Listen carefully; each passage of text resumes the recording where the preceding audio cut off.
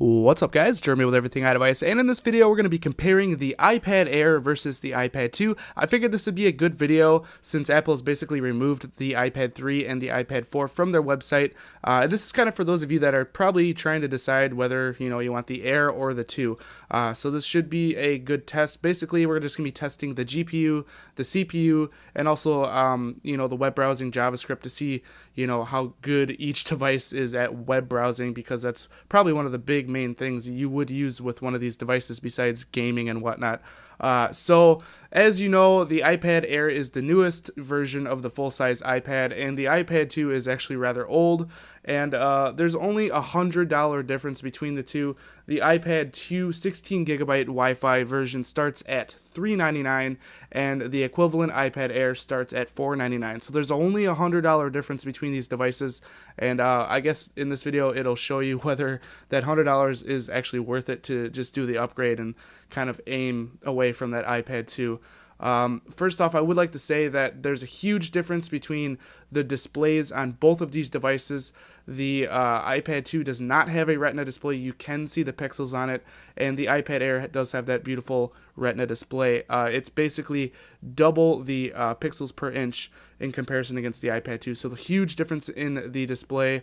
I'm not going to go over too much, design or anything in this video, just because I mainly want to focus on the GPU, CPU, and JavaScript, and that alone should be enough to let you know whether you want to spend that extra $100 on the iPad Air.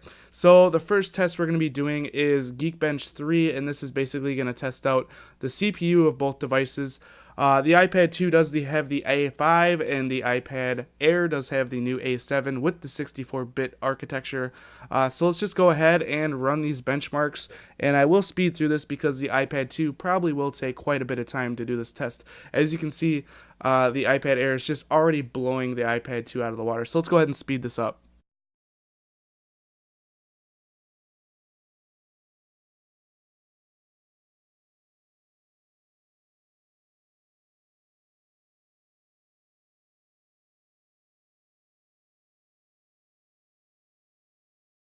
Come on, iPad 2, you can do it. You can do it. As you can see, the iPad 2 took, I believe, like almost 4 or 5 times longer than the iPad Air. And oh, there we go. And as you can see, there is an extreme difference in terms of performance. With the difference in these numbers, you really are going to notice a performance difference in real-world settings. If you were to do one thing on the Air here and do another on the iPad 2, you're going to notice just a huge difference in between the two numbers. As you can see, the iPad Air hit a single core score of 1481, a multi-core score of 2693, and the sad iPad 2 there hit a single core score of 265 and a multi-core score of 499. So like I said, this is just a huge difference in terms of the CPU between the two devices, and you will notice this. You will definitely notice this. So that's the difference between the CPU between the both. Now let's go ahead and let's run the graphics to see how much better the GPU is in comparison to the iPad 2. And with that, we're going to be using GFX Bench on both of these here, and we'll select Performance Tests. Yes, I will agree to that. And Performance Test, and we're going to do the, right there, the 2.7 T-Rex HD. So now I'm going to go ahead and run this on both of these as well, and this I'll fast forward also because the iPad 2 is probably going to take quite a bit of time to do this test as well.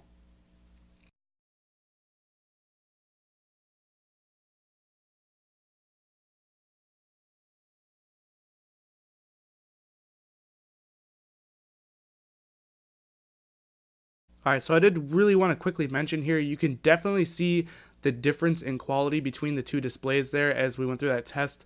The saturation and just, the color and contrast of the iPad Air just looks way better than the iPad 2. Like I said, the iPad 2 does not have a Retina display. You will be able to see the pixels on the iPad 2, and with the iPad Air you will not be able to tell with that. So I'll have to let's see here. What do we get with the iPad Air? We got 21 frames per second, scoring a 1167, and the iPad 2 hit a 6.4 frames per second with a score of 356. Yet again, this is a huge difference between the two with graphics or the GPU. So again, gaming on the iPad Air or watching videos and whatnot is going to look tremendously better on the iPad Air in comparison to the iPad 2. So that's the GPU. Yet again, the iPad Air blew the iPad 2 out of the water. And last but not least, we do have the SunSpider JavaScript test, which is basically going to test the web browsing power of each device. So let me go ahead and zoom in here so I can click these pretty accurately. And I'm not trying to do these at the same time. Obviously, the iPad Air is going to win. I just want to see the differences between the two. So let's go ahead and start those both up.